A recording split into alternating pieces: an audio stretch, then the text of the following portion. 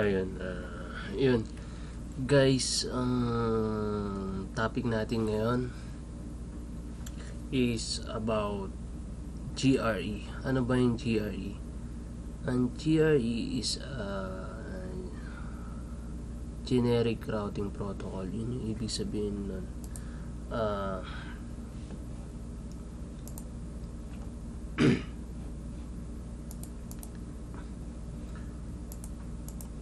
Ano ba yung GRE?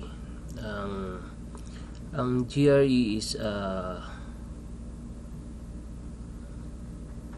parang virtual point-to-point protocol na kung saan parang ano siya, parang parang naka-private siya, kamag-anak siya ni VPN, na kung saan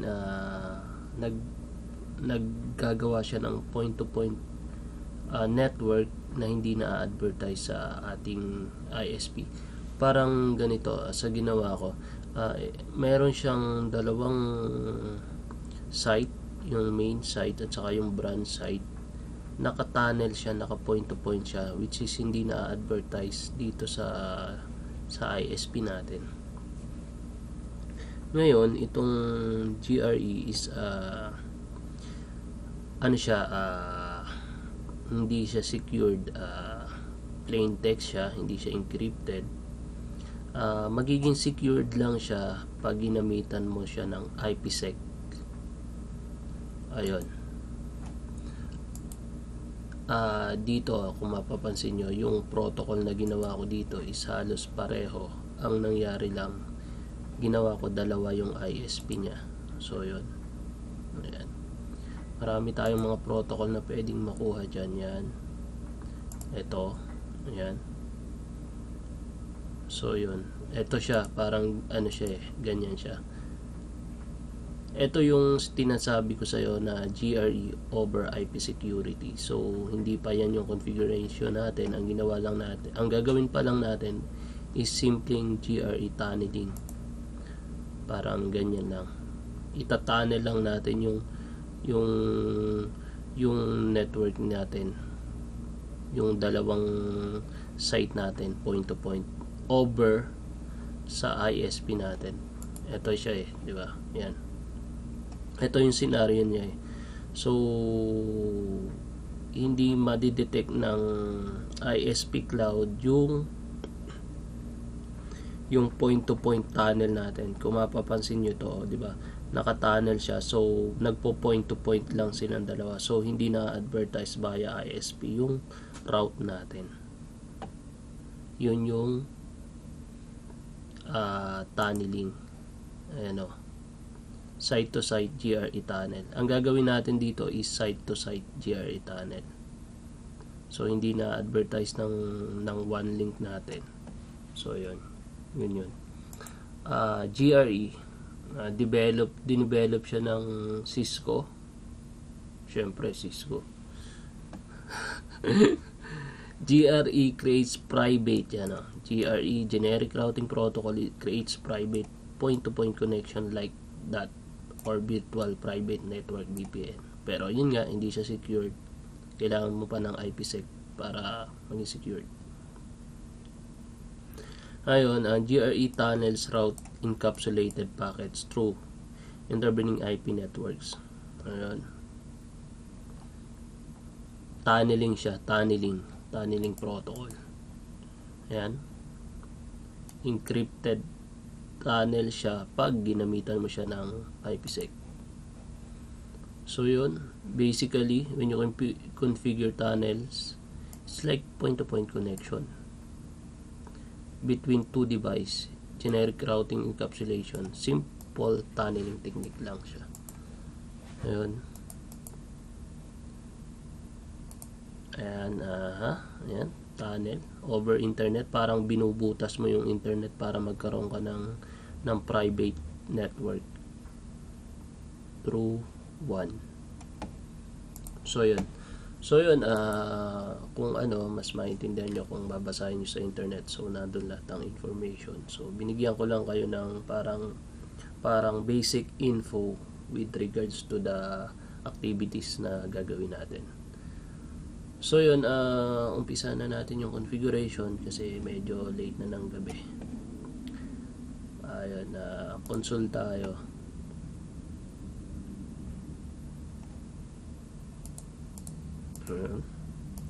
So dito unahin natin yung configuration natin sa Cisco Corp natin. So yun, dito nga pala gumamit ako ng dalawang protocol, RIP version 2 para mag-link yung ating router, yung one link natin at saka yung ating mga site router. Kailangan kasi magkita-kita sila para yun. And then EIGRP. Ang EIGRP naman para ma-advertise ko within tunnel GRE yung loopback network natin at saka yung tunnel network natin, kasi sa GRE may sariling network dapat yung tunnel natin. So dito gumamit ako ng 12.12.12.0/24 at binigyan ko ng IP yung tunnel natin ng Cisco Corp ng .1 at saka .2 si branch. So dito gumamit ako ng, sa taas naman yung link natin, gumamit ako ng /30 kasi dalawa lang naman yung kailangan natin. So ito 1, 2, 1, 2, 1, 2. Sa /30 kasi dalawa lang yung host natin. Under siya ng subnet na 255.255.255.2. So yun, good to go. I-configure na natin. So unahin natin si Corp ConFT. So si Corp, lagyan natin na IP. Si int, lagyan natin label muna. Walang label eh. Ayan, para malinaw. So si FA00 lagyan na natin na IP. So int, gawa muna tayong loopback, int loop 0. So yun, IP address ng loopback natin is 1.1.1.1. Anong sabi niya dyan? 255.255.255.0 kasi /24. So lagyan natin ng int FA0/0 ng IP yung interface natin. Anong IP niya? 200.1.1.1. IP add is 200.1.1.1 /255.255.255.252 kasi /30 no shot. So yun, okay na tayo doon. Do show IP int brief para ma-verify natin. FA211 tama, loopback meron tayo. So sunod natin si ISP1 link. So si ISP1 link meron siyang dalawang connection. From dito sa FA01, which is ang IP niya is 2, and then CS1/1 which is ang IP niya is 1 under naman ng network na 200.11.22.0. So good. Configure conft int FA0/0/0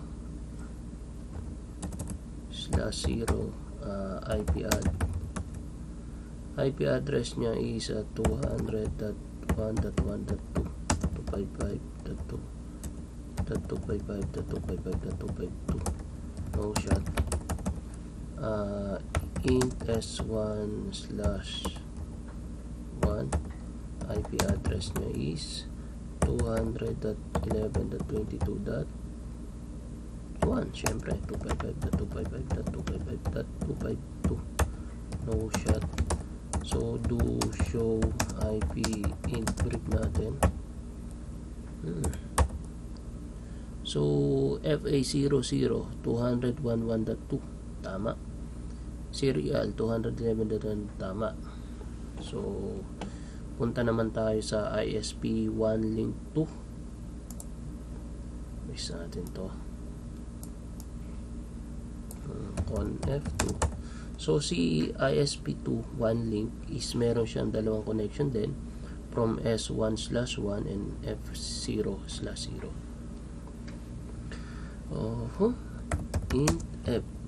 Int S1/1 IP address 200.11.22.0 mali .2 255.255.255.252 no shot. So int fk0/0 IP address niya ay 200.1.2.1 255.255.255.252 no shot. So yun, do show IP int brief natin para makita natin. So /0/0 200.1.1 tama, 1122.2 tama. So okay tayo dyan, good. Sa branch tayo, meron din tayong connection dyan. ConnFT, lagyan natin loopback int loop 0 IP address nya is 2.2.2.255.255.255.0. so int fa0/0 IP address nya is anong IP address nya? .2 200.1.2.2.2 255.255.255.252 no shot. Verify natin, do show IP int brief. So yun, neto 200.1.2.2 tama, 222 loopback. So magping tayo, do ping 200.1.2.1. ito siya. So lumulusot, pero hindi tayo lulusot pa dito kasi wala tayong routing na ginamit. So mayroon lang tayo end-to-end connection from here to here. So yun, duping tayo para ma-double check natin 200.11.22.1. so kung mapapansin nyo wala, so control C na natin. Ayan, para ma-configure natin yung dito, gagamit tayo ng routing protocol na RIP version 2. So para mag-link-link yung ating mga router, so sinulat ko nga dito, protocol to be used is RIP version 2. so router RIP version 2. Nagumpisa ako sa sa branch, so no auto summary. Ang no auto summary kasi itong router na to 7200 automatic kasi enable yung auto summary niya. So dinisable ko lang yung auto summary niya para ma-manual ko yung paglalagay ko ng network.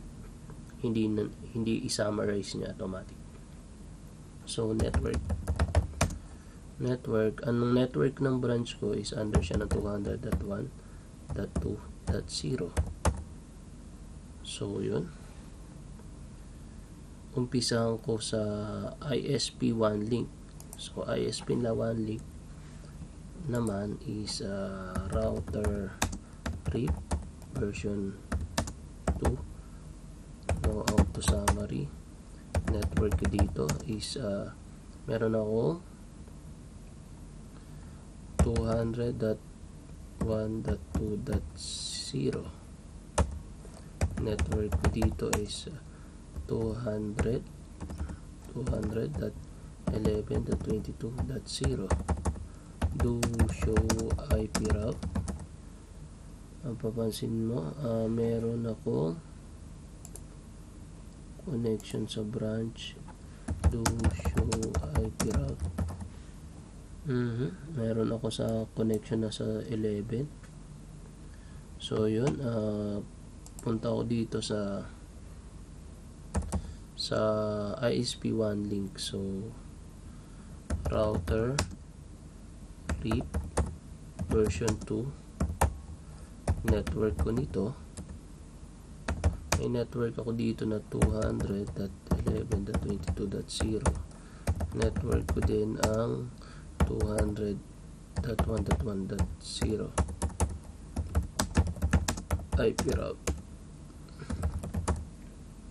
So yun, meron akong connection sa 200.1.2.0. dito siya.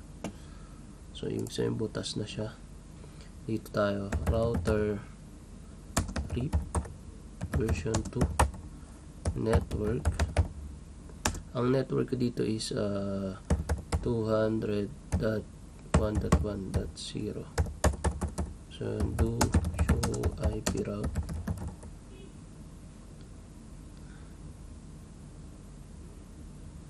Do ping 200.1.2.1.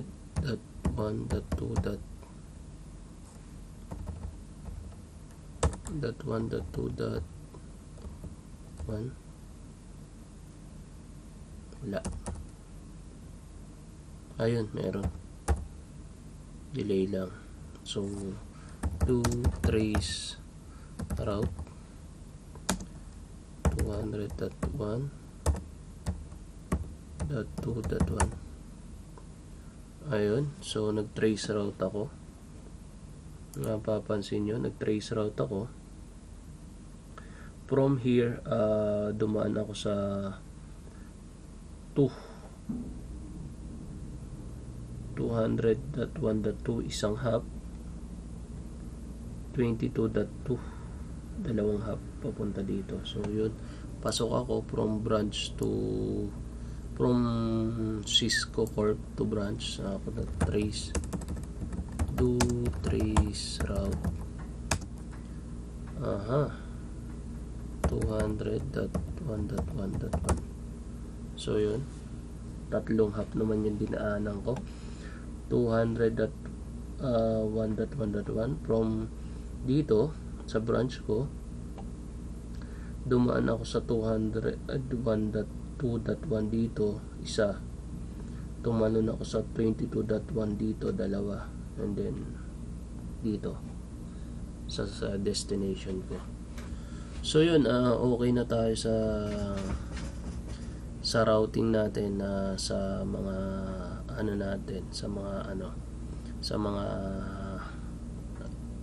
router natin sa ISP. Nag-advertise na sila isa't isa.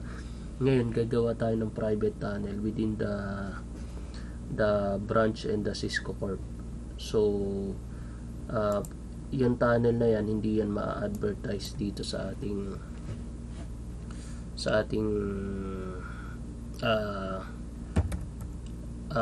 ISP show IP protocol.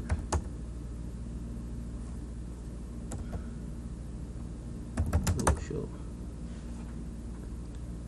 Ayan, may network tayo na 201 tsaka 11 tsaka 222. So yun, so yun, ngayon nga gagawa tayo ng tunnel between sa dalawang network natin. Minimize natin ito para ma-configure natin ng maganda. So yun, may loopback na tayo. So punta tayo sa exit tayo. So ang configuration dito, simple lang. Ito lang yung pinaka-importanting configuration. Lagi nyo lang tatandaan yung source at saka destination. Yun lang kasi nakakalito dito yung source at saka destination. So yun, gawa tayo ng tunnel. In tunnel question mark. So dito sa in tunnel, pwede kayong maglagay ng any number within this range. So ako gagamitin ko 0 na lang by default. So in tunnel, lagyan natin na IP address. Sabi ko nga sa inyo, ang GRE kasi nag-advertise siya sa sarili network. So ito nga yung tunnel network natin. So naglagay ako ng tunnel IP address na to. So yan yung gagamitin natin, dalawa. sa Cisco Corp, ito sa branch ito. So IP address ng tunnel natin is 12.12.12.1. siya yun sa Cisco Corp. Subnet niya 255.255.255.0. so yan, may IP na yung tunnel natin.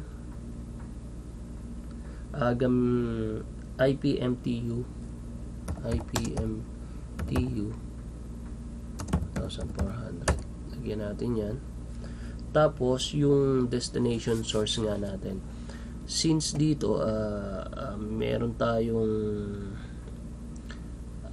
ito yung source natin, kasi ang takbo ng network natin is point to point nga siya, hindi siya tatakbo dito, tatakbo siya dito. So magta-tunnel siya from here to here. So ang source natin is F0/0. Pwede rin nating maging specific tayo, gamitin natin yung IP. Pero dito papakita ko muna sa inyo.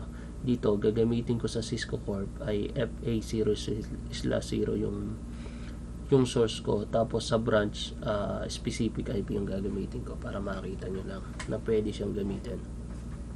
Pero ang advisable is IP. Ayan. So, ayun, tunnel, source, yan nga yung source. Ang source natin, FA0/0. So, destination tayo, tunnel, destination. Ang destination natin, so, kung ito yung source, tatakbo tayo papunta rito. Ang destination natin is ito, F0/0. So, sa destination, hindi tayo pwede maglagay ng FA0/0. Dito, sa destination, specific IP dapat. So, ang IP niyan is 200.1.2.2. 200.1.2.2. So, yun. Mapapansin nyo, mag-a-up yung tunnel natin. So, yun, tunnel.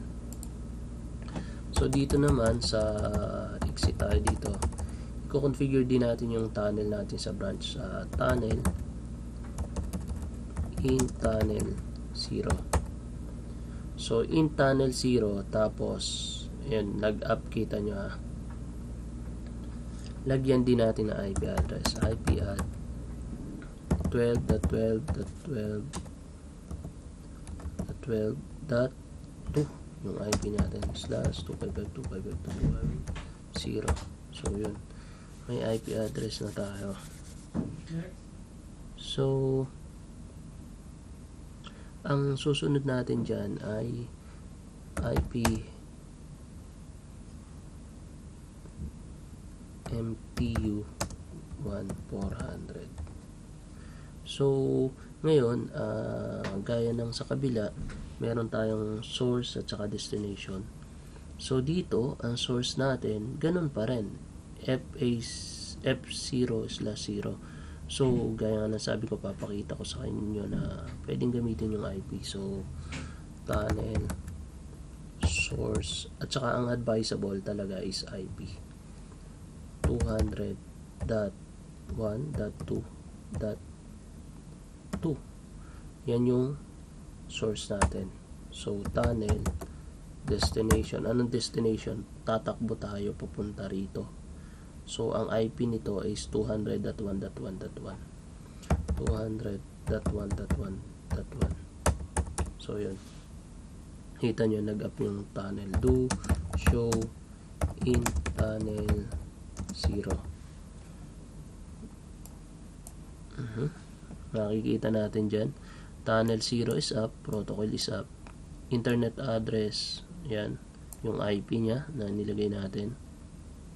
Tunnel source, yung source, kasi yung source natin is yun nga, yung IP nito na 200.1.2.2. Destination, papupuntahan dun sa Cisco Corp na 200.1.1. So yun.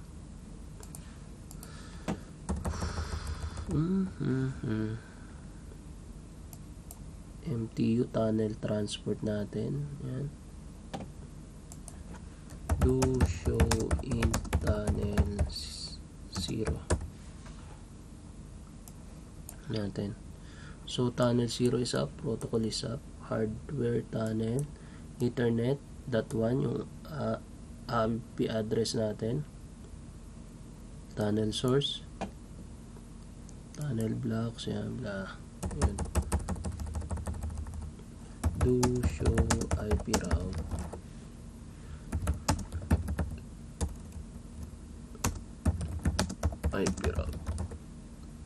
so yan, mapapansin nyo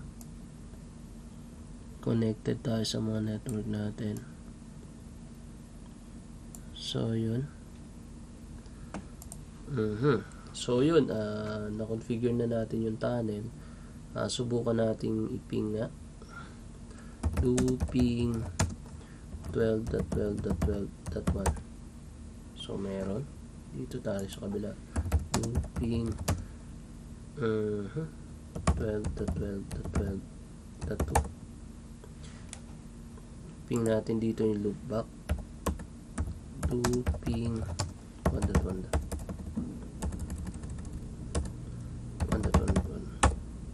So wala tayong, hindi natin nakikita yung loopback natin. Ngayon, ang gagawin natin dito, kaya tayo gumamit ng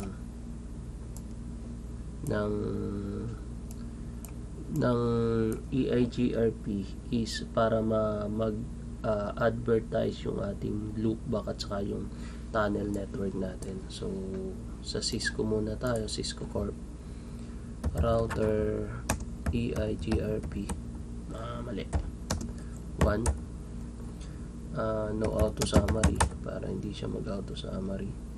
Network natin, ano ba network natin sa loopback at saka tunnel natin? So dito ay 1.0.0.0.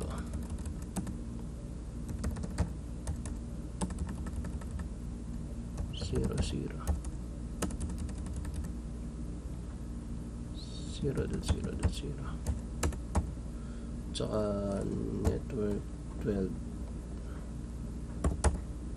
So yun, sa dito naman sa kabila,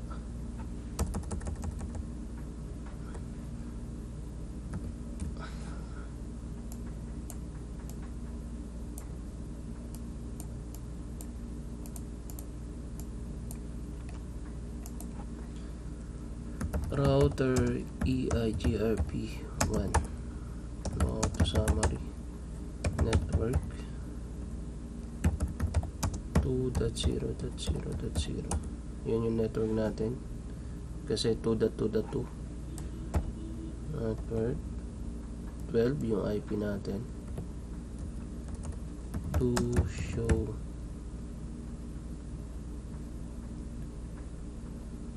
IP EIGRP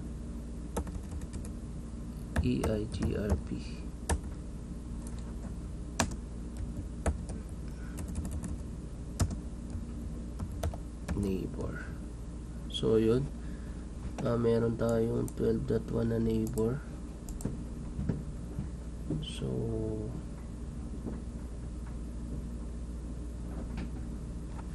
do show IP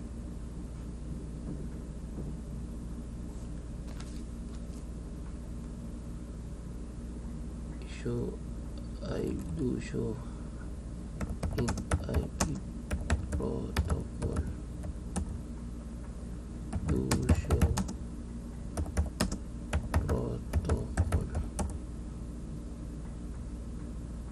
routing networks 12.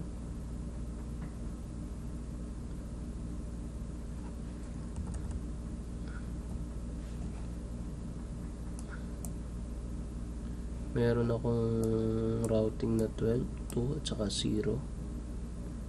So ibig sabihin pasok tayo.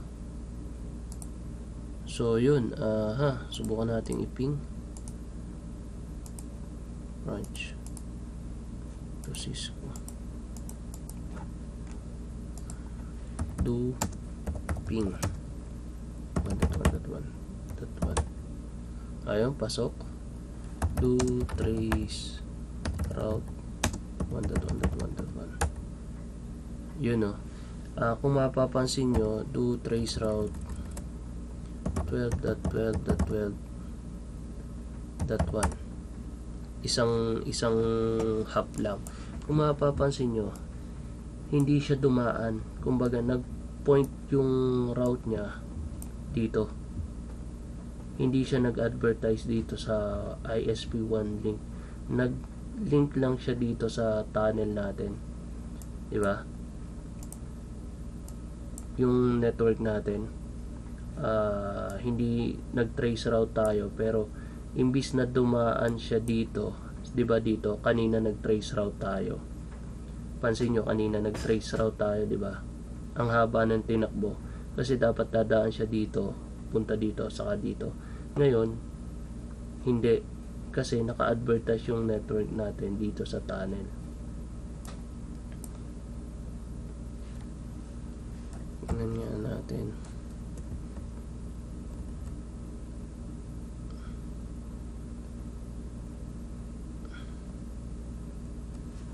Dito kaya mag-trace route ako. Do trace route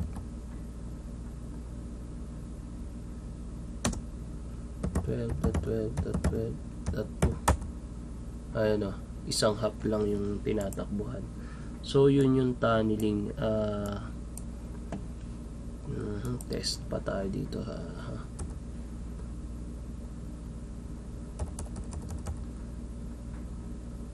exit debug IP packet. Subukan natin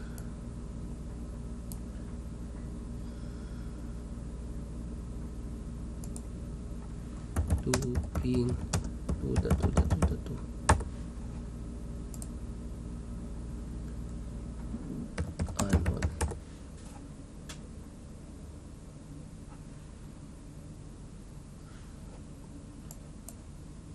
Check lang natin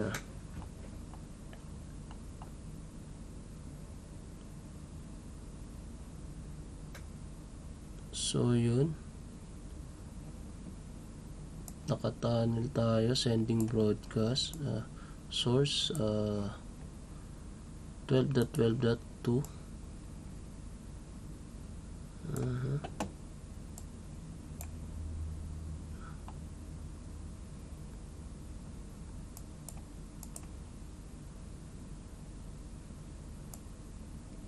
Source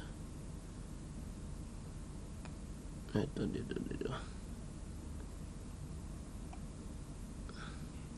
Nagping tayo from source 200.1.1.1.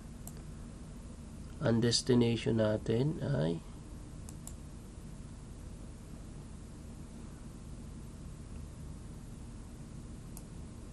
.200.1.2.2. Source niya is 200.1. Tunnel, destination 200.1. Ito yan, 200.1, di ba? Ito ang IP natin. Kung mapapansin nyo, IP natin dyan is 200.1.1. Ayan siya, 200.1.1. Destination niya is 200.1.2. Ayun. Naka-tunnel siya. Source 201. Tunnel 200.22. Ayan yung pining natin. Ito siya, source. Dito siya nanggaling. Ayan. Destination. Tunnel. Yan So yun. Sending. Full packet. So yun, ibig sabihin working yung ating configuration. Pag tiningnan mo siya dito, do show IP route,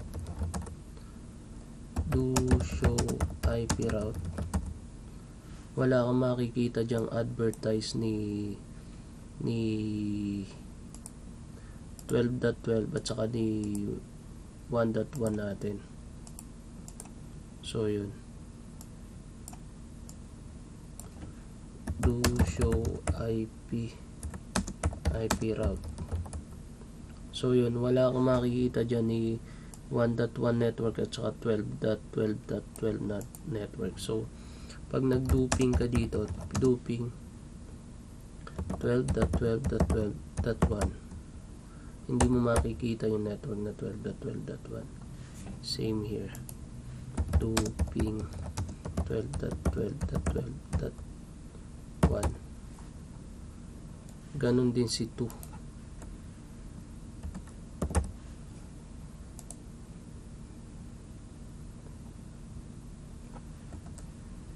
Din si 2.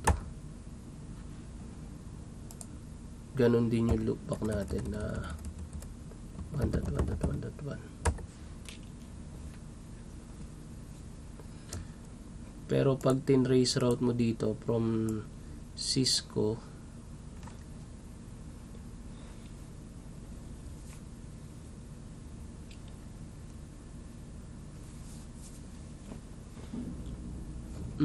pag nag-trace route ka dito sa from branch, taas natin to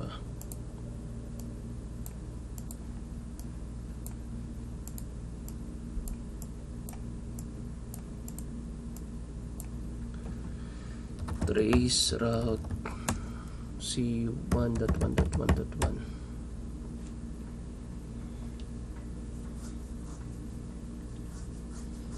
Kita mo, naka-point siya sa 12.12.12.1, which is yung tunnel IP nga natin. So nagpo-point to point link sila. See dito sa, anyways natin to, Cisco Corp trace route natin yung loop natin. Exit tayo dito to trace route 2.2.2.2 yung loopback natin. So yun, yung 2.2.2 nakapoint sa network natin na 12.12.2. So yun, good yung ating configuration ng GR tunneling. Naka point to point link sila dito sa dalawa. So subukan nga nating subukan ko ng mag-trace route dito sa Cisco. Ika-capture ko nga to, start capture. Basahin lang natin yung ano.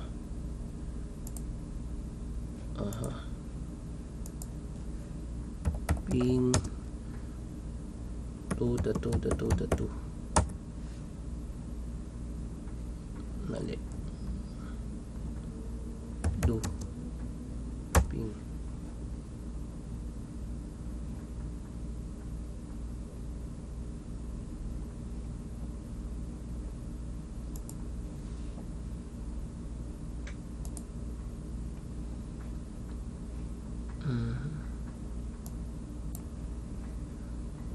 internet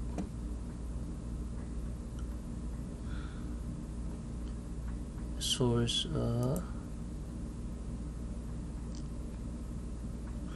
destination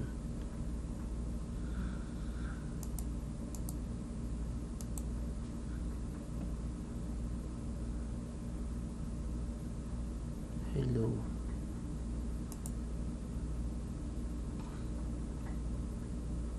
stop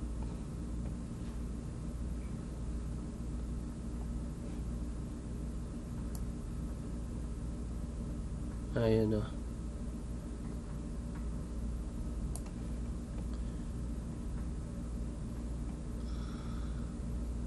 EIGRP yung ano natin, internet protocol 200.2 yun yung source natin, destination. Saan ba tayo nagping? Sa branch tayo nagping, di ba?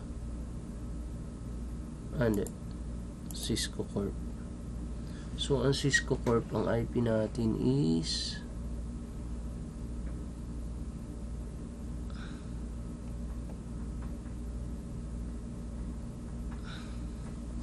Ito echo ping request, destination, source. Ito yung source natin, destination, reply. Ito naman source, ayun 200.1.1. yan yung source natin. Ito yung destination, different service. Ayan o, protocol, generic routing encapsulation, GRE, source, destination. So yun,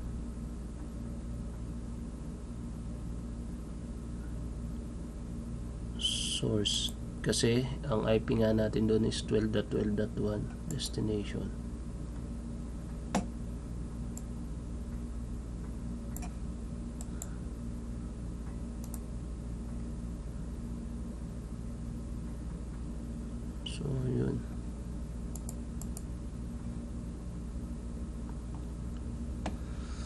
So yun, so working yung ating configuration. With regards naman sa Wireshark natin, hindi ko pa rin siya ganun kabisado, pero susubukan nating aralin kasi maganda siyang gamitin pang trace ng pagbasa ng network natin. So yun, sana may natutunan kayo sa GRE natin, Generic Routing Protocol. Kamag-anak siya ni VPN pero hindi siya ganun ka-secure. Pwede siyang kasi plain text lang siya, hindi siya encrypted. So kung gusto nyong maging secure, IPsec based on those sa mga study na mga nabasa ko. Ayun, sana makatulong at kahit paano maka-share sa inyo ng idea o kahit simpleng simulation lang. Thank you at salamat. Magandang gabi, bayan.